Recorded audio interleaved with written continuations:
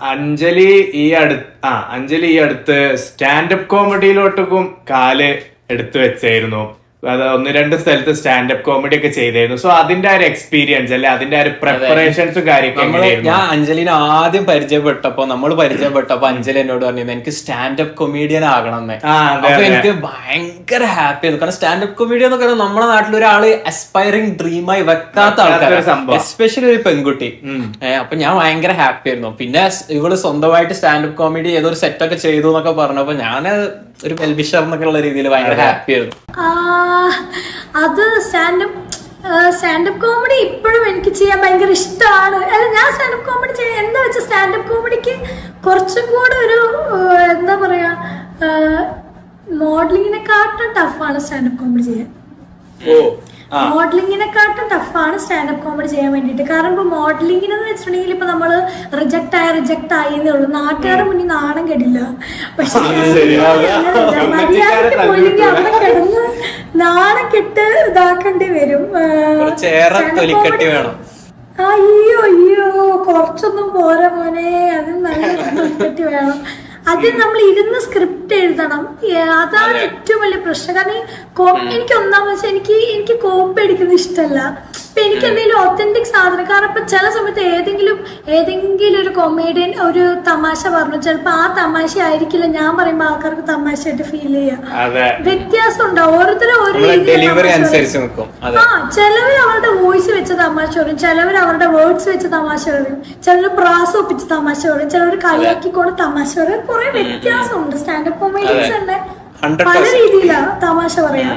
അഞ്ജലി ഏതാണ് എനിക്ക് ഇപ്പോഴും അറിയത്തില്ല. ചില സമയത്ത് ചില ഓഡിയൻസിന് ചില കാര്യങ്ങൾ ചിരിക്കും, ചില ആൾക്കാര് എന്ത് പറഞ്ഞാലും ചിരിക്കില്ല. ചിലപ്പോ അമ്മയെന്നൊക്കെ വെറുതെ പറഞ്ഞിട്ടുണ്ടെങ്കിൽ അപ്പ ചിരിക്കും. അങ്ങനെ തോന്നിയ പോലെയൊക്കെ ഓഡിയൻസിനെ നന്നായി അറിയണം. അത് കൊറേ ശീലമായാലേ മനസ്സിലാവും. ഞാൻ ചില സമയത്തൊക്കെ ചില സ്റ്റാൻഡപ്പ് കോമഡിയിലൊക്കെ പോയിട്ട് അവിടുത്തെ ഹോസ്റ്റുകളൊക്കെ തമാശ പറഞ്ഞിട്ട് ഞാൻ എന്ത് സൂപ്പറായിട്ടാണ് ഓഡിയൻസിനെ കയ്യിലെടുക്കുന്നത് ഞാൻ ഒത്തിരി വട്ടം വിചാരിച്ചിട്ടുണ്ട്. ഇപ്പൊ എന്റെ കേസിൽ എനിക്ക് ഓഡിയൻസിന് ഇങ്ങനെ പെറുക്കിയെടുത്ത് കോമഡി പറയാൻ എനിക്കറിയില്ല. ഞാനൊരു സ്ക്രിപ്റ്റ് എഴുതും, ആ സ്ക്രിപ്റ്റ് പോയി പറഞ്ഞ് അത് ചിരിപ്പിക്കാൻ അങ്ങനെ എനിക്കറിയത്തുള്ളൂ. അല്ലാതെ ചില ആൾക്കാർ കണ്ടിട്ടുണ്ട് ഓഡിയൻസ് ഇങ്ങനെ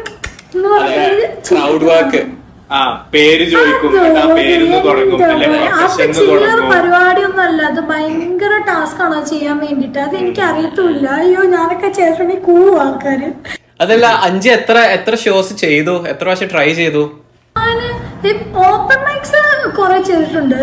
പിന്നെ ഷോ ആയിട്ട് പിന്നെ ചെയ്തത് എനിക്ക് തോന്നുന്നു 1-2 ചെയ്തിട്ടുള്ളൂ എന്ന് തോന്നുന്നു. കാരണം ഞാൻ ആകെ 2 മാസമാണ് സ്റ്റാൻഡപ്പ് കോമഡിക്ക് വേണ്ടിയിട്ട് ഇറക്കി വിട്ടത്. ആ 2 മാസവും ഞാൻ എവിടെയെങ്കിലും പോയി പെർഫോം ചെയ്തിട്ടുണ്ട്.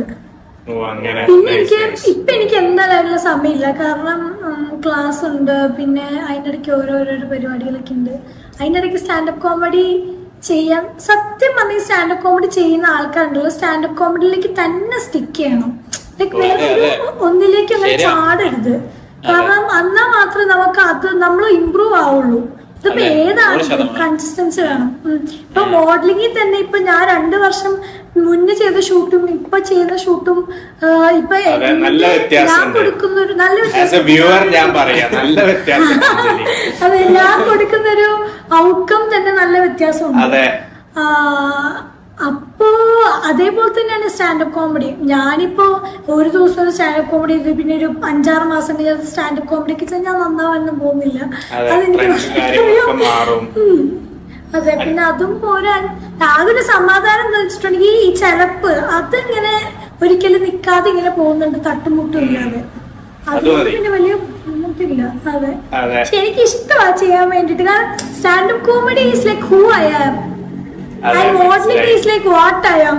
Like what I want to be എന്നുള്ള രീതിയിൽ. അതെ.